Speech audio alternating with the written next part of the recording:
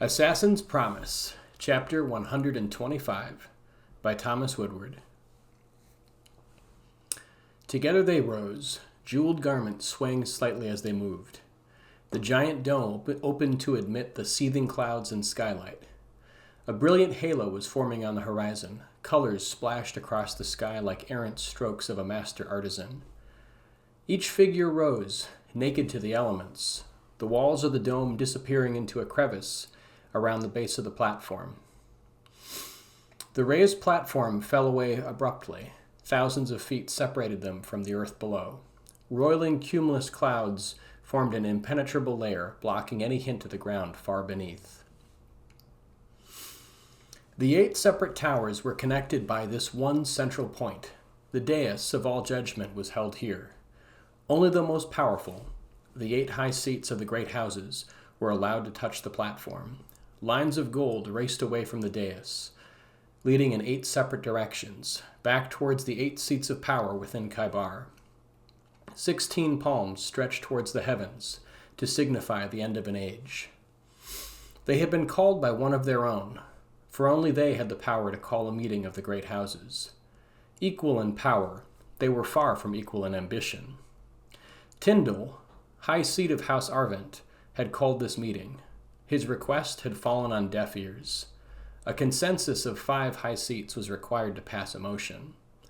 They held within their small number the power to make or destroy any law that governed the continent of Estral. They commanded thousands of leagues, spreading out from the great capital. Indeed, they held the very keys to the 9 ringed cities of power. Mestial moved languidly, her gemmed cloak blowing in the powerful winds that buffeted the figures as they stood perched atop the dais. Great slashes of purple and indigo rippled iridescently as she wrapped the folds of her cloak around her, bringing scant warmth to her limbs. Mestial approached the edge, but was met by another high seat, who blocked her path. Sulun laughed haughtily at Mestial's discomfort, letting her own cloak fall open, exposing glittering jewels decorating her bodice. Sulun seemed unaffected by the harsh winds and smiled cruelly, finally letting the other woman pass. They hated one another, as many of the high seats did. Power was never freely given. It had to be taken for oneself. Mestial had been lowborn, and she clenched her teeth in hatred over the contempt the others had shown her, recounting her rise to power. She was on equal footing with them now, however much they hated to admit the fact. Mestial knew the limits placed on even their power. She let a look of bored disgust grace her delicate features, in sharp contrast to the building anger that stoked within her. Grassand the Deathless moved to stand beside her. No one in living memory had ever seen his face, for he hid behind a mask of interlocking plates. Some wondered if he still lived in truth.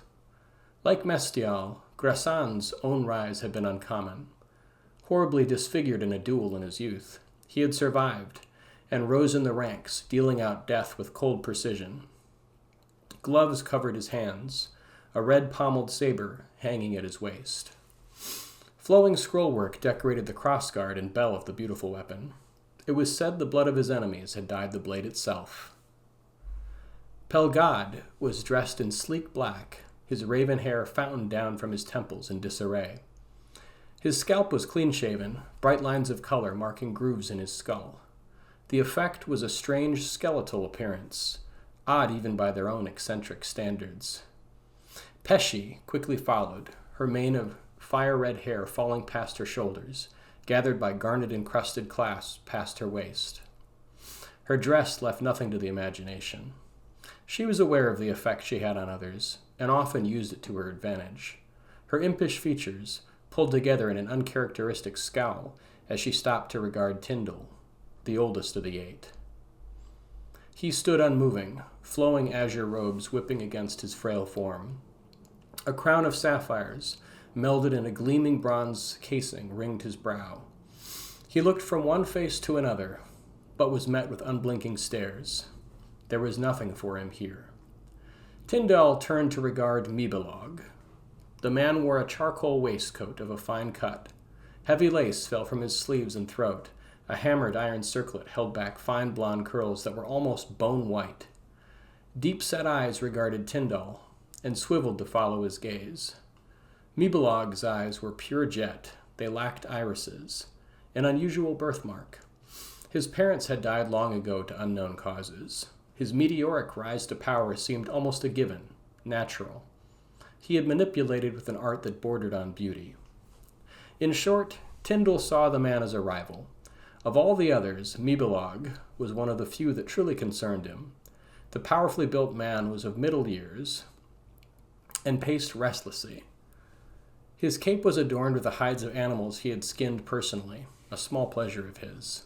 His predatory features reminded Tyndall of a great winged eagle, sharp talons lurking under its feathers. Nikali, last of the high seats, sat in meditation, her tightly wrapped shirt and pants moving only slightly against the wind. Dark patterns crisscrossed her garments. They were of a simple make, but cunningly made, by a master clothier, if Tyndall's guess hit its mark. Intricate markings covered the entire outfit. Sharp notations almost appeared to be numbers, written in a slanting, beautiful script across her arms and legs. The markings rippled like living things in the blustery air. They were in sharp contrast to the woman, who sat still as a blade. Her eyes were open but unfocused. Her luminescent eyes beaded on a single point ahead of her, out in the depths of the cloud banks. Tyndall, curious, crossed the platform to her. "Your time is nigh, great High Lord." Nikali's voice cracked as a bolt of thunder exploded from clouds far above them, illuminating the platform in a hail of brilliant white light for a moment. Several others had already begun the long climb downwards, clinging to the glistening golden rungs of the tower. When one lost the strength to bear themselves to the great meeting, they no longer could hold the title of high seat.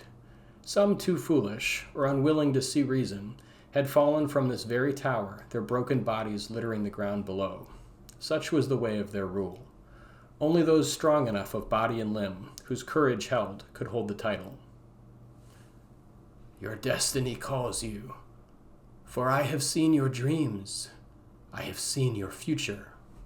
She spoke in an odd monotone voice that seemed disconnected from her body. Her eyes had rolled upwards in her head, only the whites showing.